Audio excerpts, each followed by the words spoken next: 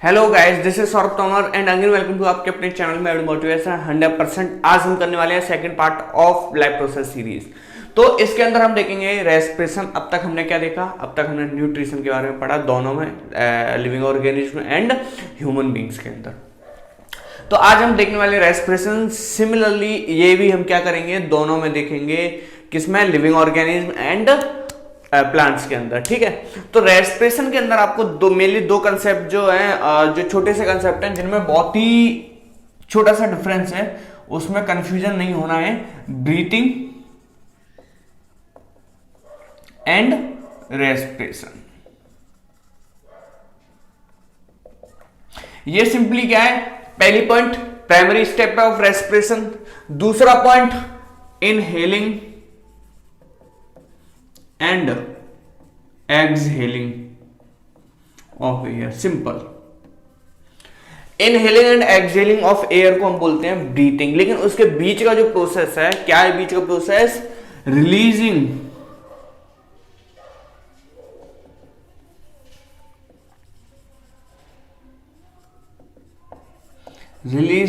Of energy. ठीक है, and oxidation of air. जो ऑक्सीडेशन जब होती है, रिलीजिंग ऑफ एनर्जी है सेल के अंदर, उसको हम बोलते हैं रेस्पिरेशन। ठीक है, तो रेस्पिरेशन में क्या इंक्लूड हो जाता है? जो एनर्जी बॉडी के अंदर क्या हो रही है, रिलीज की जा रही है। ठीक है, तो अब हम इसके अंदर जो है, सबसे पहले हम ये देख लेते हैं कि जो रेस्पिरेशन है वो कितने टाइप से होता है। तो आप जानते हैं इसके दो टाइप्स हैं, anaerobic respiration and aerobic respiration. तो अब नाउ एनएरोबिक क्या है?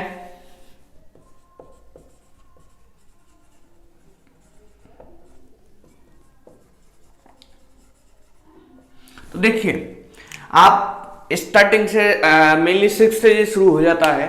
ठीक है, उसमें भी आपने देखा होगा एरोबिक एनएरोबिक। एरोबिक रेस्पिरेशन वो रेस्पिरेशन है जिसमें क्या है, with the presence of oxygen, full oxygen. Anaerobic में with the it is in absence of oxygen and in presence of a little bit oxygen. ठीक है, तो इसके अंदर आपको दो रिएक्शन देखने को मिलेंगी, इसके अंदर एक रिएक्शन देखने को मिलेंगी। इसके अंदर ये रिएक्शन क्या है, बहुत ही इंपॉर्टेंट है।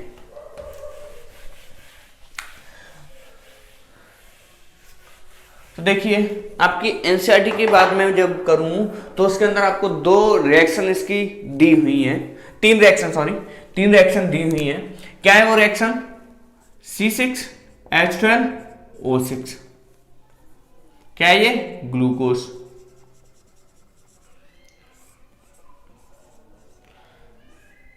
पायरूवेट। ठीक है, ग्लाइकोलाइसिस।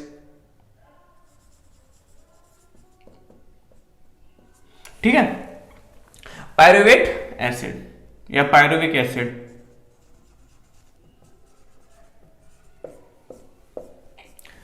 अब देखिए, जो एरोबिक एनएरोबिक रिएक्शन है, उन दोनों रिएक्शन में ये तो कॉमन है, क्या? ग्लूकोज एंड पायरूवेट तक बनने तक।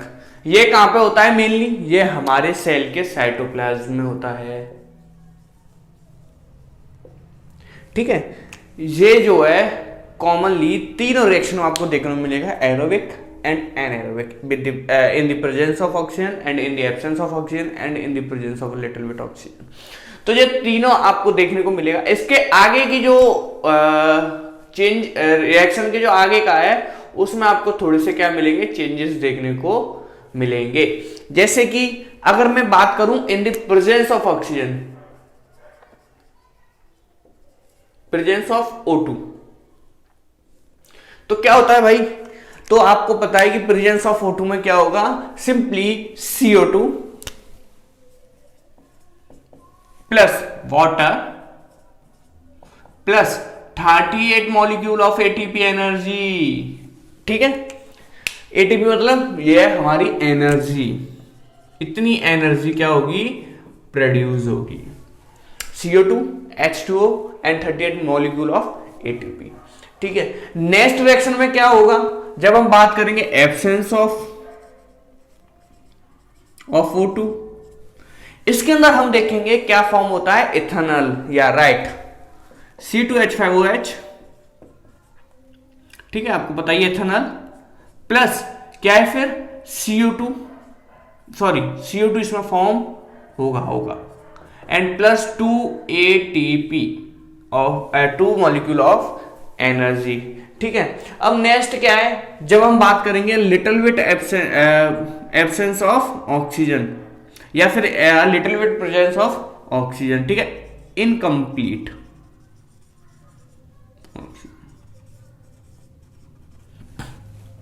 ठीक है, इसके अंदर क्या देखेंगे, इसके अंदर हमें lactic acid plus 2 molecule of ATP form होगा। अब देखिए इसके अंदर एक छोटा सा टॉपिक और दे रखा है, वो क्या है, वो ये है कि लैक्टिक एसिड मेनली क्या होता है, कब फॉर्म होता है, जब हम दौड़ते हैं तो ये कहां पर फॉर्म होता है, मसल्स में फॉर्म होता है, तो जिसके कारण क्या हो जाती है, क्रैम्प पड़ जाते हैं, पेन होने लगता है, तो ये कहां पर होता है, मसल में। ये आपको पता ही है क्या, या फर्मेंटेशन ईस्ट के द्वारा जो होता है mainly, and presence of oxygen में कहां पे होता है, माइटोकॉन्ड्रिया।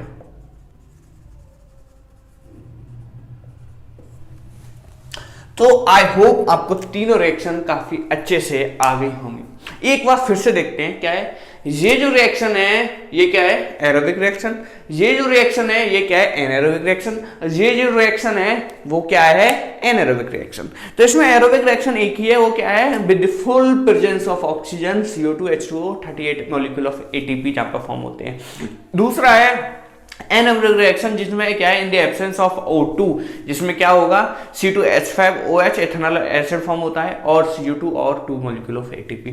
लास्ट में lactic acid and 2 molecule of ATP। ये जो साइटोप्लाज्म वाला प्रोसेस है C2H12O6 ग्लाइकोलाइसिस, जो इस प्रोसेस को हम बोलते हैं, इसके टूटने के प्रोसेस को हम बोलते हैं ग्लाइकोलाइसिस।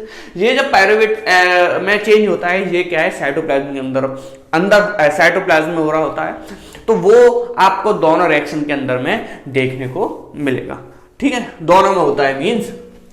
अब नाउ देखो, आपको नॉर्मली पता ही है कि अमीबा के अंदर क्या होता है, अमीबा के अंदर कैसे रेस्पिरेट करता है वो, जब वो मतलब खाना जब अपना वो डाइजेस्ट वगैरह सब कर रहा होता है, तो उसी समय पे क्या है कि जो उसकी, जैसे ये अमीबा है, तो ये नॉर्मली बॉडी से क्या करता है, उसके पास में कोई और तो सेल है ही नहीं, एक ही सेल है, तो ये अपनी बॉडी से ही क्या करता है, रेस्पायर करता है। नाउ नेक्स्ट हम देखते हैं प्लांट्स के अंदर। तो देखो इसको जरा थोड़ा सा अच्छे से देखना,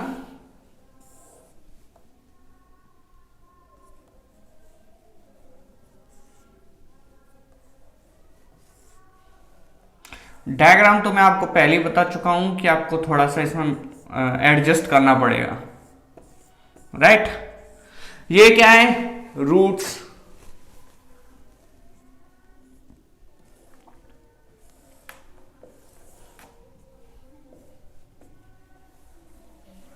ये क्या है, लीव जैसा कुछ लग रहा है, ठीक है, ये है लीव। या नाउ जैसे मान लीजिए ये प्लांट है, इसके अंदर आपको 3 पार्ट मेनली देखने को मिल रहे हैं। क्या है वो, पहला है रूट, स्टेम एंड लीव।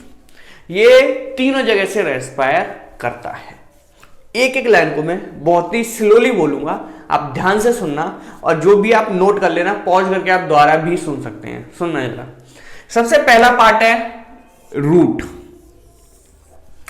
ठीक है। रूट के अंदर जो स्टोमेटा है वो प्रेजेंट नहीं होता, ठीक है। तो इसमें क्या होता है, इसमें रूट हेयर होते हैं, वो उनसे क्या करेगा, जो सॉइल में ऑक्सीजन डिसॉल्व है उसको क्या करेगा, इनहेल करेगा, और उसको फिर CO2 को क्या कर देगा, एक्सहेल कर देगा, किसके अंदर, सॉइल के अंदर। सिंपली रूट से यही करता है, खत्म। नेक्स्ट है आपका क्या है, ये स्टेम। स्टेम में भी स्टोमेटा प्रेजेंट है नहीं, तो ये क्या करेगा, कुछ प्लांट्स में स्टोमेटा प्रेजेंट होता है स्टेम में, जिसकी ग्रीन होती है, इसमें बेसिकली कुछ प्लांट्स में नहीं होता। उसकी में हम बात करें तो वो अपनी जो यहां पर लेंटिकल्स हैं, इस तरीके से कुछ होते, ठीक है, इसके जो लेयर पे ऊपर होते हैं, उनसे वो क्या करेगा, इनहेल करेगा ऑक्सीजन को और एक्सहेल करेगा क्या, CO2। इसका स्टेम का बस इतना ही है, इतना ही है।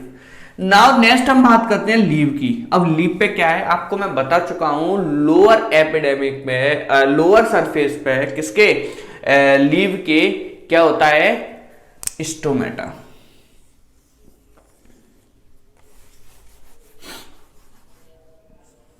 ठीक है,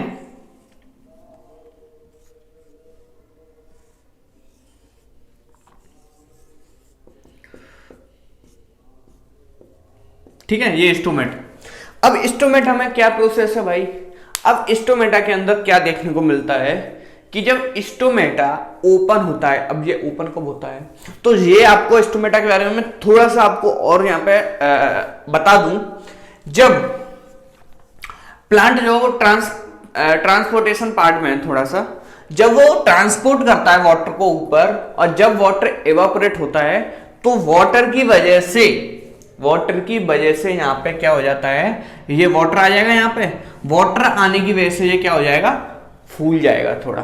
ठीक है, वाटर यहां पे आ जाएगा तो ये क्या हो जाएगी, जो ये ऊपर का आपको ये पार्ट दिख रहा है ये क्या हो जाएगा, फूल जाएगा।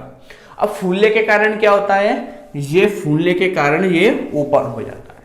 लेकिन जब यहां पर वाटर नहीं होता, वाटर जब एवापोरेट हो जाता है कंप्लीटली, तो ये सिकुड़ने के कारण क्या हो जाएगा, क्लोज हो जाएगा। This is a phenomena of opening and closing of stomata, याद रखना ये। अब स्टोमेटा ओपन हुआ, उसने क्या किया, इनहेल करेगा ऑक्सीजन को और एक्सहेल करेगा किसको, CO2 को। सिंपली स्टोमेटा, फिर यही प्रोसेस है। ये हम कहां पे डिस्कस कर चुके हैं, ये हम न्यूट्रिशन पार्ट में, जब फोटोसिंथेसिस का पार्ट आता है वहां पे हम डिस्कस कर चुके हैं। बेसिकली क्या है कि जो रेस्पिरेशन ऑफ प्लांट है वो जस्ट अपोजिट टू दी जो न्यूट्रिशन पार्ट है उसके है। अब वो कैसे है, देखो इसको जो न्यूट्रिशन के लिए क्या क्या चाहिए होता है, CO2, सनलाइट, ठीक है, एंड प्लस वाटर, ये सारी चीजें चाहिए इसको। अब इनसे क्या करेगा, ग्लूकोज बनाएगा, पता है आपको, ठीक है, ठीक है। अब इसमें क्या हो रहा है, इसके अंदर ये है कि आपको रेस्पिरेशन में इसको क्या चाहिए, इसको चाहिए O2, ये सारा लेगा, ग्लूकोज बनाएगा, और O2 क्या करता है, वो रिलीज करता है। ये हम पहले डिस्कस कर चुके हैं, O2 क्या करेगा, प्लांट रिलीज करता है। लेकिन अब इसको क्या चाहिए, O2 चाहिए किसके लिए, रेस्पिरेशन के लिए। उल्टा, पहले रिलीज कर रहा है फोटोसिंथेसिस में, और रेस्पिरेशन में O2 चाहिए ग्लूकोज को ब्रेक डाउन करने के लिए, रेस्पायर करने के लिए, और रिलीज क्या करेगा, CO2 प्लस वाटर। अब देखो यहां पे एक छोटा सा कंसेप्ट और है, आप समझिए जरा। क्या है, बेसिकली टीचर नहीं बताएंगे, अब आपको खुद सोचना पड़ेगा, लेकिन मैं क्या है बता रहा हूं अब आपको। देखिए प्लांट के अंदर क्या है, प्लांट दिन में अपना खाना बनाता है, ठीक है। दिन में उसे खाना बनाने के लिए क्या क्या चाहिए, CO2 चाहिए, सनलाइट चाहिए और वाटर चाहिए। अब रेस्पायर तो कंटिन्यूस दिन में भी है और रात में भी है, तो रेस्पायर करने के लिए इसे O2 चाहिए। तो जब खाना बन रहा होता है दिन में, ठीक है, दिन में खाना बनते समय ये CO2 जो है क्या करेगा, चाहिए ना इसको, ठीक है। तो जो CO2 रेस्पिरेशन से रिलीज हो रही है वो दिन में ये क्या कर लेगा, ले लेगा, किस लिए, फोटोसिंथेसिस के लिए। उस CO2 को ले लेगा ये अपने अंदर से ही। इसकी वजह से जो बाय प्रोडक्ट, जो न्यूट्रिशन से खाना बनाने के बाद जो रिलीज होगा वो क्या होगा, O2 होगा। CO2 उसने ले लिया, ठीक है, प्लांट ने CO2 ले लिया, O2 कहां से लिया, बाहर से कम लिया उसने, और जो CO2 रिलीज किया वो खाना बनाने के लिए ले लिया, और बाहर से भी CO2 ले लिया, क्योंकि खाना बनाने के लिए अंदर वाला क्या है, कम है। अब ये CO2 ले लिया, तो अब बाय प्रोडक्ट वो रिलीज क्या करेगा, O2 रिलीज करेगा खाना बनने के बाद में, तो इसलिए वो कम ले पाएगा। एक्सेस अमाउंट का O2 जो है वो क्या हो जाएगा, रिलीज हो जाएगा। इसलिए क्या बोलते हैं हम कि प्लांट जो है वो ऑक्सीजन रिलीज करता है। अब रात की मैं बात करूं तो रात में ऐसा नहीं है, उसे खाना बनाने के लिए CO2 नहीं चाहिए। तो अब CO2 नहीं चाहिए तो बाहर से वो क्या लेगा, ऑक्सीजन को लेगा, ठीक है। ऑक्सीजन को वो क्या करेगा, बाहर से ऑक्सीजन लेगा और बाकी का जो एक्सेस अमाउंट ऑफ CO2 है रेस्पायर करने के बाद में वो रिलीज होगा। ठीक है, रेस्पायर करेगा, ऑक्सीजन लिया, CO2 रात को क्या करेगा, रिलीज करेगा। अब खाना बनाने के लिए तो इसे चाहिए नहीं, ठीक है, वो क्या हो जाएगी, बाहर रिलीज होगी। इसलिए रात को क्या रहता है, प्लांट्स जो है वो CO2 रिलीज करते हैं, ऑक्सीजन इनहेल करते हैं। सिंपल। अब जो हम आगे डिस्कस करने वाले हैं क्या है जी, रेस्पिरेशन इन ह्यूमन बीइंग्स। काफी सिंपल है respiration topic, I think so, right. तो बताइए कमेंट्स में कितना सिंपल है रेस्पिरेशन टॉपिक। ठीक है, या देखो डायग्राम यार प्लीज एडजस्ट कर लेना, ठीक है।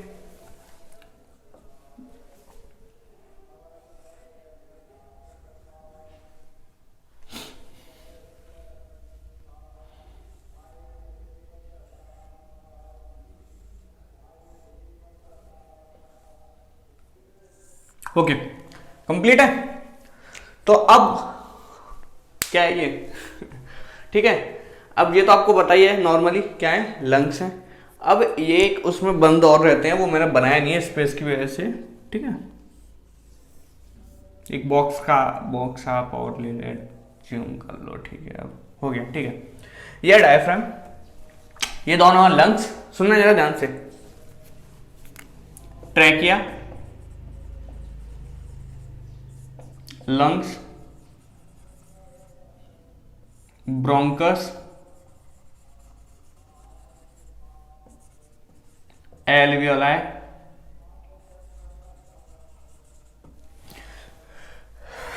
ठीक है। आपको बताइए वोकल कॉर्ड और फेरिंग्स, फेरिंग्स, ये वोकल कॉर्ड, ठीक है। इसकी वजह से जरूरत नहीं है, कोई दिक्कत नहीं है, फेरिंग्स, ठीक है। ये आपको बताइए विंड पाइप और जो हमारी फूड पाइप, उन दोनों का जॉइंट होता है, बोलते हैं फेरिंग्स। नाउ ट्रैकिया, यहां से ट्रैकिया दो में डिवाइड होता है, दोनों लंग्स के पास में। उसके बाद में क्या जाती हैं, ब्रोंकस एंड ब्रोंक्यूलस, जिसके प्लूरल को बोलते हैं हम। उसके बाद में उससे क्या कनेक्टेड हैं, एल्वियोलाई, अ बैलून शेप्ड, ठीक है, याद रखना ये वर्ड, जब इसकी बात हो तो इस वर्ड को याद रखना, बैलून शेप्ड की होती है एल्वियोलाई, कवर्ड विद क्या, कैपिलरीज। ये आप हम जो है 8th में पढ़ चुके हैं, ठीक है। तो अब इसका सिंपल सा प्रोसेस है। आपको मैंने पहला स्टेप क्या बताया था, या राइट, ब्रीथिंग बताया था। तो ब्रीथिंग क्या होगा, इनहेल करेगा, क्या करेगा, इनहेल ऑक्सीजन,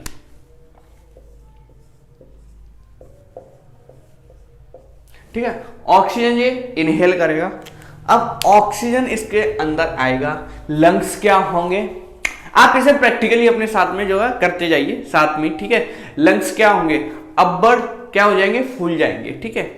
अब इन्हें फूलने के बाद डायफ्राम डाउनवर्ड जाएगा। ये सारा पॉइंट आप लिखेंगे ना, तो कोई भी आपका एक नंबर भी नहीं काट सकता है, ठीक है। इसलिए ये सारे पॉइंट्स आपको याद रखने हैं। जब जो लंग्स जो है क्या होंगे, एयर जाएगा लंग्स के अंदर, डायफ्राम डाउनवर्ड जाएगा। एयर जब क्या होता है, फिर ट्रैकिया में पहले आएगा, फिर ट्रैकिया के पास में ब्रोंकस, उसके बाद में एल्वियोलाई। अब एल्वियोलाई के अंदर क्या प्रोसेस है वो देखिए, एल्वियोलाई का स्ट्रक्चर मान लीजिए, मैं इसको जूम करके दिखा रहा हूं, ये एल्वियोलाई है। अब इसके अंदर क्या है, ये ऊपर जो है वो क्या है, कैपिलरीज है, बहुत सारी कैपिलरीज है, कवर्ड है पूरा कैपिलरी से, ठीक है। ये मैंने बहुत कम दिखाया है, मिलियंस ऑफ एल्वियोलाई प्रेजेंट होते हैं हमारे लंग्स के अंदर, और कैपिलरीज तो आप बहुत सारी। अब ये कैपिलरीज हैं, ये जैसे ही एयर जाएगी ये क्या हो जाएगा, ऐसे हो जाएगा, कैपिलरीज से ये क्या हो जाएगा, टच। अब जब कैपिलरीज से ये टच होगा तो कैपिलरीज में क्या होता है, डिफ्यूजन होगा, यहाँ पे क्या प्रोसेस होगा, डिफ्यूजन, ठीक है।